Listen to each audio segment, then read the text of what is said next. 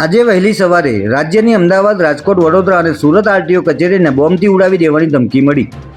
નમસ્કાર મિત્રો, હું વિપુલ પટેલ, શિક્ષાપત્રી સંદેશ ન્યૂઝ સત્યની સાથે. એક નજર આજના મુખ્ય સમાચાર પર. આજે વહેલી સવારે રાજ્યની અમદાવાદ, રાજકોટ, વડોદરા અને સુરત આરટીઓ કચેરીને બોમ્બથી ઉડાવી દેવાની ધમકી મળતા અફરાતફરી મચી ગઈ હતી.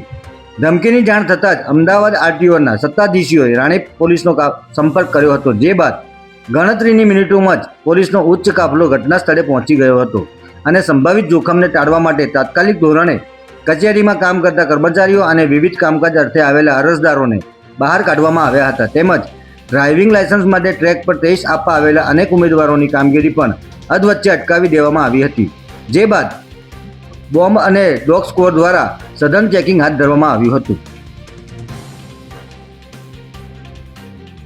આ સિવાય રાજકોટ, વડોદરા અને સુરત આરટીઓ કચેરીની પણ એક બાદ એક બોમ્બથી ઉડાવી દેવાની ધમકીઓ મળતા પોલીસ એલર્ટ થઈ ગઈ હતી અને સર્ચ ઓપરેશન હાથ ધરવામાં આવ્યું હતું.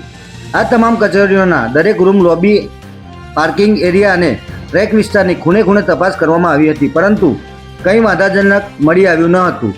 આરટીઓ કચેરીઓને બોમ્બથી ઉડાવી દેવાની ધમકીઓ મળતા ટ્રેક ટેસ્ટ માટે આવેલા હજારો લોકોને પરત જવું પડ્યું હતું. ત્યારે ટેકનિકલ સર્વેલન્સની મદદથી આ ધમકી ક્યાંથી અને કોણે મોકલી છે તે દિશામાં પણ તપાસના ચક્રો ગતિમાન કરવામાં આવ્યા છે. જય હિન્દ, જય ભારત.